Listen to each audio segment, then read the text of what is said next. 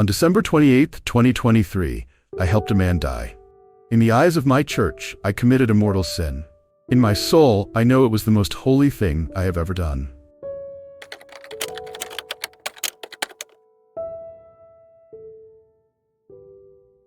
My name is Michael Anderson. For 18 years, this collar was my identity. It meant I was a priest, a servant of God, and a religious leader. I gave my belief off for good on January 25th of this year. This is a story of how and why I did what I did. This is also the story of the people who showed me that sometimes the most faithful thing you can do is to betray everything you thought you believed in. I don't know what to do anymore.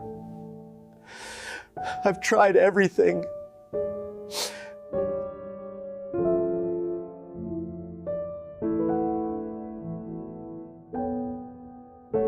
My story doesn't start in some war-torn country. It starts right here in America, in Buffalo, New York, in my own parish. I was Father Mike. I said Mass, I heard confessions, I coached the youth basketball team. I believed, truly believed, that faith could move mountains.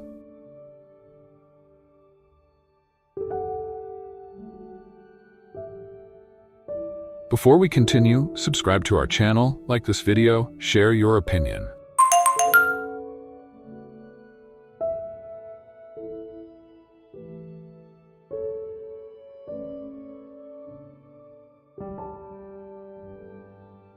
In January of 2023, one of my members, Mark Robinson, got sick.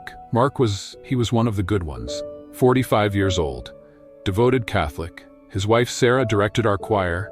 Their kids, Emily and Liam, were altar servers. He was a high school teacher, a breadwinner, just a solid, good man. Pancreatic cancer, aggressive, the kind that doesn't give you a chance. The whole parish rallied. We had round-the-clock prayer chains. We brought meals, I anointed him. I sat with him for hours. I watched this strong, vibrant man just disappear. The pain was excruciating. The medicines barely touched it. He prayed for a miracle. His family prayed. We all prayed. The silence from heaven was deafening. He died on October 15th, 2023. It was a long, hard, ugly death, and I stood there at his funeral talking about God's plan, and I looked at Sarah's face. It was just empty, hollowed out. The medical bills had bankrupted them. The life insurance wasn't enough. What was God's plan for her? For those kids?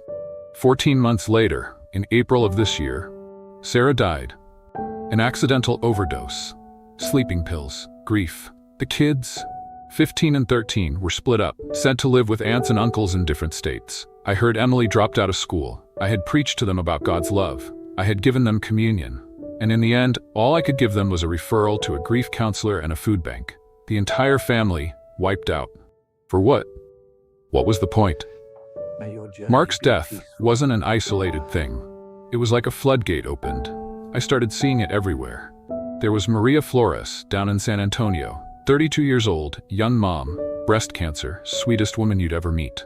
Our parish did a novena for her. For 9 days, we prayed our hearts out. She died in September of 23, left behind a little boy who won't even remember her voice. Then there was Big Joe McCormack, Pittsburgh, a giant of a man, retired steelworker, never missed a 7 a.m. Mass, ALS. I watched that disease trap him inside his own body. He couldn't speak, couldn't eat. This proud, independent man, he had to have everything done for him. He finally decided to be taken off the breathing machine. I was there in August of 23. I held his hand as he suffocated. It was slow. It was peaceful, they said, but it was suffocation. His faith got him no reprieve. His strength got him no mercy. The questions started eating me up. Prayers felt like words into a void. Then I asked my bishop for a change. I asked to be sent to where the need was greatest, because I needed to see if faith existed outside the comfort of my American parish. By June of 2023, I was in the Central African Republic. The need was greatest. It was a nightmare. The fighting was everywhere. Christian militias, rebel groups, it didn't matter to the people caught in the middle. We turned the church compound into a clinic. It wasn't much. Some bandages, antiseptic, prayers, lots of prayers. That's where I found her. Amina. She was 12, Muslim. A grenade had gone off near her home. She was still alive, but just barely. Her legs burns. She was hiding in the bush with her older brother. He was just a kid himself, trying to be brave. I carried her back, I cleaned her wounds every day. The infection set in almost immediately. We had nothing. No real painkillers, no antibiotics that could fight it. She was in so much pain. But she was so brave. She called me Papa Mich. She'd ask me about America. Did we have mangoes? I'd tell her we did, but they weren't as sweet as the ones here. She died on October 25th, last year. Her last words, she looked at me and said, "Papa Mick, will there be mangoes in heaven? The pain is too much. I want to go where there is no pain." What was I supposed to tell her? I had nothing. No medicine, no answers. Only a God who was silent. I was broken, but my mission wasn't over. I was sent to the Philippines, next to Tacloban, a place still reeling from a typhoon that had hit years before. That's where I met Koji, an old fisherman, a faithful Catholic like me. The typhoon had taken his home. Then, cancer took his health. Stomach cancer. Inoperable. The hospitals were still a mess. He was in agony. I'd visit him every day. We'd pray the rosary together. He'd confess his sins and his fear. He was terrified of a long, painful death. He'd grab my hand and ask me, "Father, is this my cross? Why does God not take me? This is not mercy." He died on December 5th, 2023, in horrible, relentless pain. They had aspirin. That's it. Aspirin for cancer. I held his hand too. I felt his grip tighten with every wave of pain until he finally just stopped. 3 days after Koji died, I was on a plane back to the United States. I was a ghost of the man Father Mokael I had been. The cheerful parish priest from Buffalo was gone, replaced by a man who had seen and experienced too much in his lifetime. Upon his arrival in America, Father Michael was assigned to hospital chaplaincy. A quiet job, they thought. Maybe something to help him heal. Unfortunately, it was the final straw.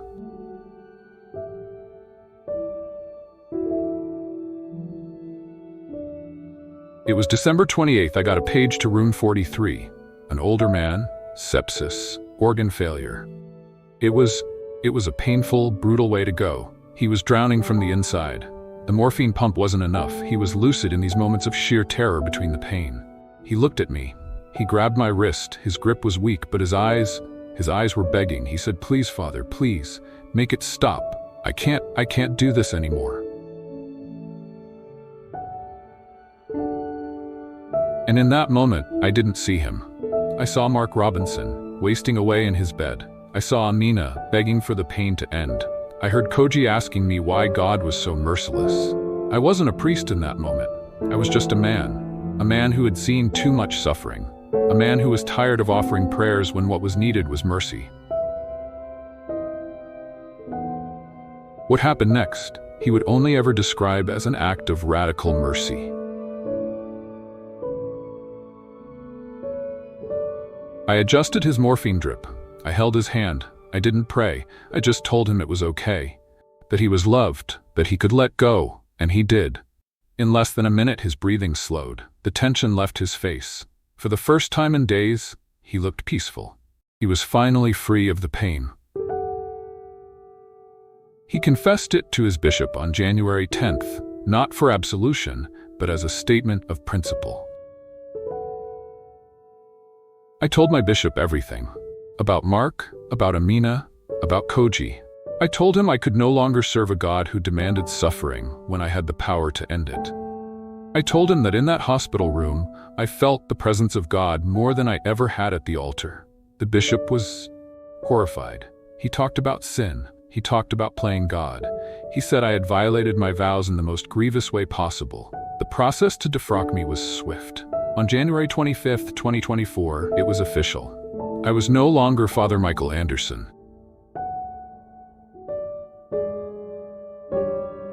It was the lightest I'd felt in years. I'm not here to tell you what to believe. I'm not an atheist. I still believe in love. I still believe in compassion. I just believe it looks different than I was taught. I betrayed the church. I betrayed my vows, but I did not betray those people. I finally, truly served them. Not a doctrine, not a rule book, them. My ministry isn't over, it's just different. I work with a hospice group now. I don't wear a collar. I don't say prayers unless I'm asked. I just sit with people. I listen, and I bear witness to their pain. And sometimes, that is enough.